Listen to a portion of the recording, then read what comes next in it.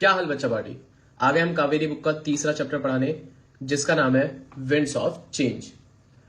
इस चैप्टर को स्टार्ट करने से पहले मैं पूछना चाहूंगा, क्या आपने कभी ये हैंड फैन देखा है जिसे हाथ से हिलाकर हवा करा जाता है? शायद नहीं, शायद हाँ, क्योंकि आप इतनी टेक्नोलॉजी होने के बाद ये फैन लगभग दिखना बंद ही हो गए। बट ये फैन जितना सिंपल दिखता है उतना है नहीं। इस ये चैप्टर इसी फैन के बारे में है कि क्या ये पंखा सिर्फ हवा देने के लिए था या फिर इसका कनेक्शन किसी और चीज से भी है। तो स्टार्ट करते हैं बिना किसी देरी के। तो हमारा चैप्टर स्टार्ट होता है द वर्ड पंखा। और पंखा, एक में यू है एक में ए है, ऑरिजिनेट्स फ्रॉम द वर्ड पंख। ये जो पंखा और वर्ड है ये ऑरिजिनेट कहां से आया है? पंख वर्ड से, which means feather of a bird, जिसका मतलब क्या होता है? चिड़िया का पंख। Pankha is use to refer to all fans. आजकल हम पंखा हर फैन को बोलते हैं, चाहे वो सीलिंग फैन हो, चाहे वॉल फैन हो या स्टैंडिंग फैन हो। Whereas the word pankhi denotes a small plumed fan used in Asian India. पर पहले हम पंखी बोलते थे उन पंखों को जिनको हाथ से हिलाया जाता था हवा करने के लिए, पुराने समय में भारत में। Evidence of the existence and use of पंखी in India can be found in Buddhist wall painting at Ajanta. तो अजंता की गुफाओं के बारे में आपने पक्का हिस्ट्री में पढ़ा होगा। इन गुफाओं में भी हमें इस पंखी के बारे में पता लगता है, जिसमें बुद्धिस्ट वॉल पेंटिंग्स में इस पंखे को दिखाया गया है। दीज वॉल पेंटिंग, ये जो वॉल पेंटिंग्स हैं, date back to the 2nd century. आप मान के चलिए कि आज से लगभग 1900 से 2000 साल पहले की पेंटिंग्स है ये। अदर रिप्रेजेंटेशन, और भी पंखा की चीजें हम देख सकते हैं कहां पर ये मिली हैं। Can be found in embroidery work. हम कढ़ाई वाले कामों में देख सकते हैं। स्कल्पचर्स हम अपने ग्रंथों में इसको देख सकते हैं। And carvings in Asian times. पुराने दिनों में पंखास वर यूज्ड इन टेम्पल्स। पुराने दिनों में जो पंखा है वो टेम्पल्स में यूज करा जाता था बच्चों। टू फैन डेइटीज, कि किसको पंखा करने के लिए जो मूर्तियां होती थी उन पे पंखा। आज भी अगर आप मंदिर जाएंगे तो वहां पे आपको दिखेगा कोई पुजारी पंख से उस मूर्ति को, भगवान की प्रतिमा को हवा कर रहा है। तो तब होता था। They were also used in royal courts. और ये रॉयल कोर्ट्स आपने देखा होगा, कभी राजा वगैरह वाली आपने कभी पिक्चर देखी होगी, उसमें मतलब बड़े बड़े पंखे होते हैं जिसको कोई सेवक उनका लहरा रहा होता है, हवा कर रहा होता है। तो वो आपने देखा होगा कि हाथी के कान जैसे वो पंख है। Pankhas varied in size from a tiny 2-inch one to large ones requiring a person's full arm strengthened to move them।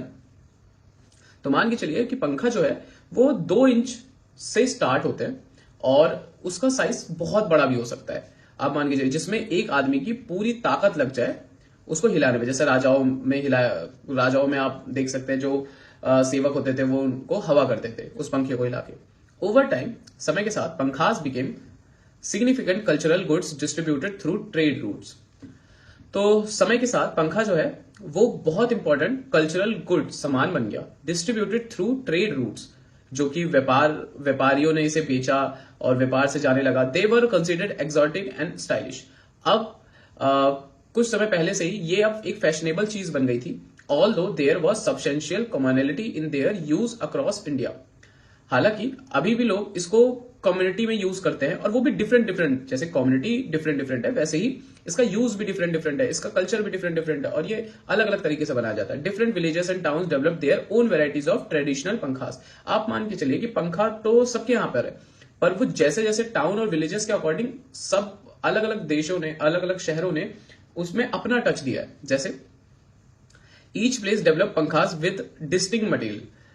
मतलब कहीं जैसे आप बिहार का पंखा देखेंगे, गुजरात का पंखा देखेंगे, राजस्थान का पंखा देखेंगे, तो इसमें अलग अलग इन्होंने मटेरियल यूज करा, जिसके यहां पे जो मटेरियल ज्यादा है, और वैरायटी ऑफ इंट्रिकेट डिजाइन, और अलग अलग डिजाइन यूज करी। That set them apart from one another, जो एक दूसरे से इनको अलग करता है। जैसे बैम्बू, कोई बांस से, कोई केन से, कोई पाम से, कोई पत्तियों से, कोई सिल्क से, कोई ब्रास से, कोई लेदर से, कोई सिल्वर पंखा से, with decorative beads and stones. कोई इस पे स्टोन्स, मिरर वर्क, बीड्स लगाता है। Were use to depending on geographies, cultures and traditional ritual.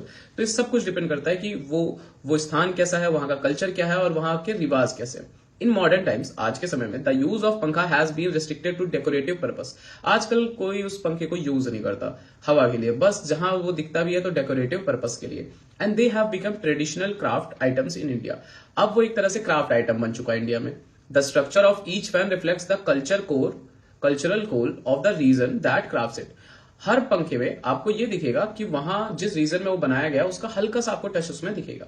For instance, the applique hands fan of Rajasthan is an antique pankha made of piece of fabric in different shapes and patterns sewn onto another cloth with the use of ornamental needlework। तो सबसे पहले applique का word जान लीजिए आप। Applique means वो कपड़ा जिसे डिफरेंट डिफरेंट कपड़ों से जोड़कर बनाया हो। तो जो राजस्थान में एक ऐसा एंटीक तरीके से पंखा बनाया जाता है जिसमें ये चीज एप्लिक यूज करे जाते हैं, डिफरेंट डिफरेंट क्लोथ्स को लेके उनको बनाया जाता है, नीडल वर्क। फर्दर मोर, इससे भी ज्यादा, द जरदोजी। जो जरदोजी ये एक तरह की आर्ट फॉर्म है राजस्थान में जो बहुत फेमस है। Hand fan of Rajasthan differs in its use of glittering ornate and encrusted gold thread work. Encrusted means होता है कवर्ड और डेकोरेटेड। तो राजस्थान में जो पंखे बनते हैं उनमें गोल्ड थ्रेड वर्क, सोने के पतले पतले धागे होते हैं जो उसमें कढ़ाई के द्वारा लगाए जाते हैं, जिसे जरदोजी कहते हैं। In Rajasthan temple hand fans are popular too. Rajasthan में टेम्पल के जो हैंड फैंस है वो बहुत पॉपुलर है। These are made by engraving brass and have a long handle. इनके लंबे लंबे हैंडल होते हैं। The painted hand fan, a cardboard pankha featuring various images. आप देख सकते हैं कि जो कार्डबोर्ड पंखा होता है इसमें डिफरेंट डिफरेंट इमेजेस होती है। Is usually offer to gods. और जिसमें ये इमेजेस होती है ये अक्सर भगवान को एज अ चढ़ावा चढ़ाया जाता है या फिर मंदिरों में यूज होता है। देख सकते हैं आप ये एप्लिक के बारे में, जैसे डिफरेंट डिफरेंट क्लोथ्स लगा रखे हैं इसमें। और यहाँ आप जारदोजी आर्ट को देख सकते हैं, बहुत सुंदर राजस्थान की आर्ट होती है। और जो हैंड फैन चढ़ाया जाता है, ऑफर किया जाता है गॉड को, शायद ये कृष्ण भगवान और राधा जी की इमेज है। The adjoining state of Gujarat, अब राजस्थान का हमने देख लिया। तो अब गुजरात स्टेट में has its own indigenous take on pankhas. इनका एक अपना वे है पंखा का। These hand fans are elegant pure cotton based. ये सब कॉटन बेस्ड होते हैं। Fans embellished with mirror work, और उसमें शीशे का काम बहुत होता है, मतलब छोटे छोटे शीशे लगा के इसको सजाता है। The beads hand fan is covered with colourful beads. तो वो जो हैंड है फैन का उसमें भी बीड्स लगाए जाते हैं। हैज अ सिल्वर हैंडल, और इसका चांदी का हैंडल होता है। Gujarat is the centre for Beed craft in India. तो गुजरात में बीड्स जो होते हैं जो यूज में आते हैं क्राफ्ट में, वो इंडिया में सबसे अच्छा गुजरात में मिलता है। And these dainty pankhas are commonly use as wall decoration. और गुजरात के जो पंखे होते हैं ये वॉल डेकोरेशन में बहुत अच्छे काम आते हैं। Kutch is recognise for its hand stitch leather hand fans. Kutch आपने देखा होगा कि ये कच्छ एक जो हमारा शहर है, इसमें जो हैंड स्टिच है, मतलब हाथों से जो कढ़ाई होती है लेदर की, वो बहुत अच्छी होती है। With thread and wool at its seems. तो उसमें ऊन और धागे का भी इस्तेमाल करते हैं। Gujarat industrious home based women workers have work tirelessly. तो गुजरात की जो होम बेस्ड विमेन, वो औरतें जो घर से काम करती है, वो बहुत ज्यादा मेहनत करती है। यहाँ पे हमें विमेन एम्पावरमेंट का भी एक हिंट मिल रहा है। In the handicraft of pankha making to produce embroidered hand. वो बहुत ज्यादा मेहनत करती है, हाथ से उस पंखे को बनाती है, जिससे वो एम्ब्रॉयडर्ड हैंड फैंस, मतलब कढ़ाई करी हुई हैंड फैंस को रेडी करती है। With traditional mirror work and cross stitch embroidery in different shapes and sizes. तो अलग अलग डिफरेंट साइजेस की मिरर वर्क के साथ वो उस फैन को रेडी करती है। आर्टिसंस इन बंगाल मेक डेलिकेट पंखा। अब हम चलते हैं बंगाल। तो बंगाल में जो डेलिकेट पंखास बनते हैं from the beautiful milky white spongy centre of the solar. तो ये एक व्हाइट कलर का स्पंजी सा टिपिकल ग्रास होती है, a type of water grass, एक तरह से पानियों में मिलने वाली ग्रास होती है। The palm leaf hand fans are locally referred to as talpatra. तो यहाँ पे पाम लीफ से बनाया जाता है हैंड फैन, और जिसे क्या कहते हैं बच्चों, तालपत्र, याद रखिए। They are easy to carry, बहुत आसानी से उन्हें उठाया क्योंकि हल्के होते हैं वो। And are perpetually kept as an article of possession in Bengali households. और इसे हर बंगाली के घर पे मतलब लगभग आपको देखने को मिल जाएगा।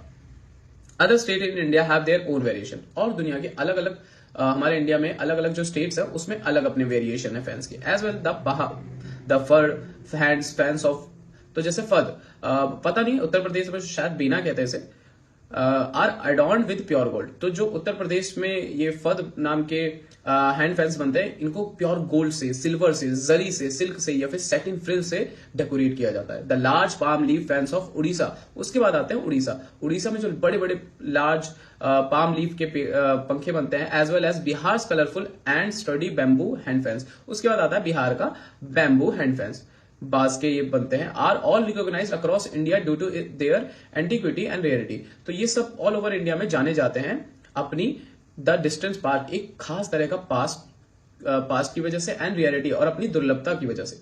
Many tribes in India have adopted this handicraft to make their own version of the hand held fan. Hand held fan मतलब हाथों से इस्तेमाल किए जाने वाले। तो हमारे यहाँ इंडिया में जो ट्राइब्स है, जो कबीले वाले होते हैं, जो जंगल में लोग रहते हैं, उनका खुद का ही वर्जन है इस फैन का। मटेरियल सच एज ग्रास, वो घास यूज करते हैं। Metal are embedded into the fans using bamboo sticks, bamboo sticks का यूज करते हैं, एंड ग्रास और घास का भी। Cane and palm leaves are used with silk and brass being reserve for antique piece of these hand fans. तो वो palm leaves का यूज करता है, सिल्क का यूज करता है, उसमें डिफरेंट तरीके से वो उसमें अपनी एक डिजाइन देते हैं। The use of geometrical patterns and the white ink and red background. तो रेड बैकग्राउंड पे व्हाइट इंक से वो जियोमेट्रिकल पैटर्न देते हैं। Combinations have help the tribes create multiple beautifully designed pankhas. तो बहुत सुंदर सुंदर वो पंखास डिजाइन करते हैं। With time and the advent of technology, तो टाइम के साथ और टेक्नोलॉजी के आने की वजह से इनोवेटिव क्रिएशंस, और जो इनोवेटिव क्रिएशंस हो गए, the beautiful culture of pankhas runs the risk of slowly losing its presence.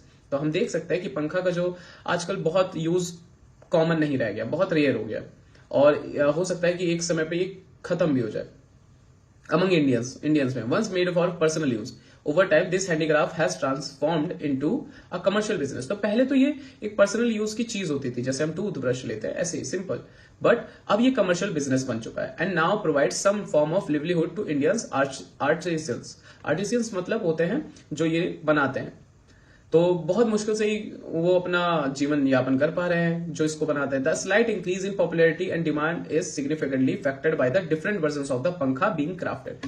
तो जैसे पॉपुलेशन बढ़ी है, 80% charging is done remote charger to increase battery health. Different version of pankhas को बनाना पड़ता है। One of the first step to preserve the essence of the craft is by celebrating pankhas. तो हम क्या कर सकते हैं अब इस पंखा के कल्चर को रिजर्व रखने के लिए? हमें इसके बारे में बात करनी चाहिए, तारीफ करनी चाहिए। एंड अप्रिशिएटिंग द कल्चर, हमें इसके कल्चर के बारे में डिस्कस करना चाहिए, स्टोरीज के बारे में डिस्कस करना चाहिए, एंड आर्टिस्ट्री के बारे में डिस्कस करना चाहिए। That this handicraft invokes this allow contemporary pankha makers to demonstrate their craft and regain its popularity. इससे क्या होगा, जो लोग पंखा बनाते हैं उनको अच्छा लगेगा और वो इस क्राफ्ट को उनकी जो पॉपुलैरिटी है वो वापस मिलेगी और उसे और ज्यादा अच्छे से वो क्राफ्ट कर पाएंगे। It also help provide them with a commercial platform to create a sustainable livelihood. और इससे क्या होगा, अगर पॉपुलैरिटी मिलेगी तो उनका जो ये एक तरह से जो सेल्स होंगी, जो बिजनेस होगा वो बढ़ेगा, जिससे वो अपनी लिवलीहुड को बहुत अच्छे से चला सकती हैं। अगर किसी चीज की डिमांड ही नहीं होगी तो सप्लाई करने वाला कैसे अपनी लिवलीहुड चलाएगा? इनिशिएटिव्स सच एज पंखा making workshops both with in and outside the handicraft. तो अब आजकल सिर्फ क्या होता है, सिर्फ वर्कशॉप्स चलती हैं या फिर एग्जीबिशंस चलते हैं। ठीक है, बस छोटे से लग गए कि म्यूजियम्स में आपको दिख गए, स्पेशल वर्कशॉप्स में दिख गए, एग्जीबिशंस में दिख गए, बस वहीं तक ये सीमित हो चुका है। तो and outside the handicraft exhibition, हमें इसके बाहर भी पंखा को इंपॉर्टेंस देनी पड़ेगी। हेल्प स्प्रेड अवेयरनेस, हमें अवेयरनेस, जागरूकता फैलानी पड़ेगी about the beauty and importance of this craft in India's culture. इसकी सुंदरता और इसकी इंपॉर्टेंस के बारे में जो हमारे इंडियन कल्चर है। तो यहां पे हमारी ये जो स्टोरी है ये खत्म होती है बच्चों, और उम्मीद करता हूं ये स्टोरी से आपको ये समझ आया होगा। This story is not about पंखा बेटा, इट इज अ स्टोरी। जैसे जो पंखा है वो हमें कल्चर को शो करता है। तो टेक्नोलॉजी के कारण, मॉडर्निटी के कारण हमने अपने कल्चर को कहीं ना कहीं बहुत रिस्क में डाल दिया। तो हमें ये समझ आना चाहिए कि कल्चर हमेशा बड़ी बड़ी चीजों में नहीं होता है, बहुत स्मॉल थिंग्स होती है जिनमें भी कल्चर एग्जिस्ट करते हैं। तो हमें उस कल्चर को, छोटी छोटी चीजों वाले कल्चर को भी संभाल के रखना चाहिए, क्योंकि ये इंडिया की धरोहर है। हमारा कल्चर ही हमें बाकियों से डिफरेंट बनाता है, हम अपना कल्चर नहीं भूल सकते। तो इसी मैसेज के साथ, यही थीम थी इस स्टोरी की, इसके साथ ये चैप्टर आज खत्म हो जाता है। तो मिलेंगे नए दिन नए चैप्टर के साथ। I am Gagan Singh and I am signing of.